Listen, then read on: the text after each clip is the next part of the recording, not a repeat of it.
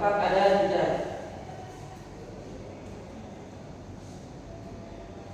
Untuk materinya yang kita akan dibahas, yaitu yang pertama ada pengertian organisasi otonom Muhammadiyah. Yang kedua ada kedudukan organisasi otonom dalam struktur Muhammadiyah. Yang ketiga ada jenis-jenis organisasi otonom Muhammadiyah. Dan yang keempat peran dan fungsi organisasi otonom Muhammadiyah. Oke, yang pertama kita akan membahas pengertian organisasi otonom Muhammadiyah. Nah, untuk definisinya, otonom ini berasal dari bahasa Yunani, yaitu disebut auto yang berarti sendiri dan nomos yang berarti aturan.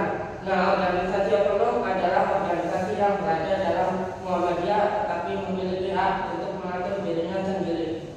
Nah, untuk tujuan utama pembentukan organisasi otonom dalam Muhammadiyah ini, yang pertama ada efisiensi dalam mengelola anggota, yang kedua ada mempermudah pengembangan organisasi, yang ketiga meningkatkan dinamika dalam organisasi Muhammadiyah, yang keempat kaderisasi untuk mencetak pemimpin masa depan. Selanjutnya Aidah. Kedua, organisasi otonom dalam struktur Muhammadiyah. Yang pertama adalah organisasi otonom memiliki kedudukan penting dalam Muhammadiyah karena menjadi wadah pembinaan anggota dalam berbagai bidang.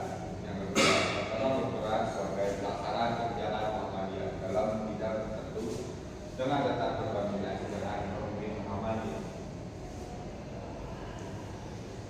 Yang ketiga, otonom memiliki struktur kepengurusan mulai dari tingkat pusat, wilayah, daerah, cabang hingga ranting.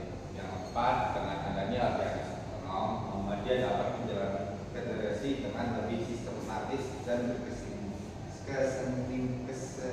berkesinambungan. Selanjutnya yaitu Tio. Selanjutnya itu ada jenis-jenis organisasi otonom Muhammadiyah.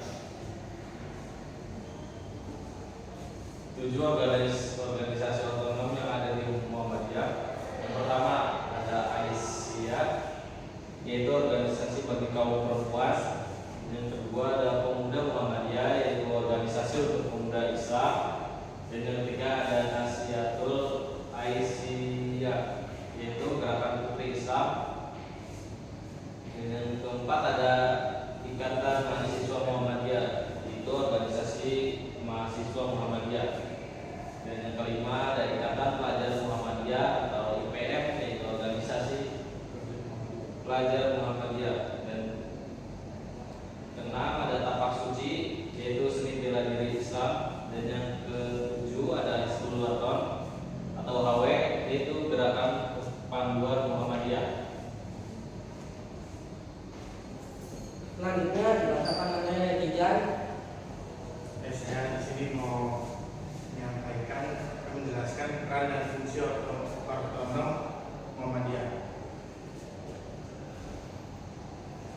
Peran masing-masing organisasi otonom Muhammadiyah. Aisyah meningkatkan peran perempuan dalam Islam dan sosial. Pemuda Muhammadiyah membentuk kader pemuda yang aktif dalam dakwah dan sosial. Nasihatul Aisyah mengembangkan potensi putri Islam agar berakhlak mulia. PMM membina mahasiswa Muhammadiyah dalam keilmuan dan keislaman. IPM membantu membina pelajar Islam dalam pendidikan dan moral. Tapak Suci melestarikan seni bela diri Islam sebagai alat dakwah. Hizbul Waton menanamkan semangat kepemimpinan dan kepanduan bagi kader Muhammadiyah.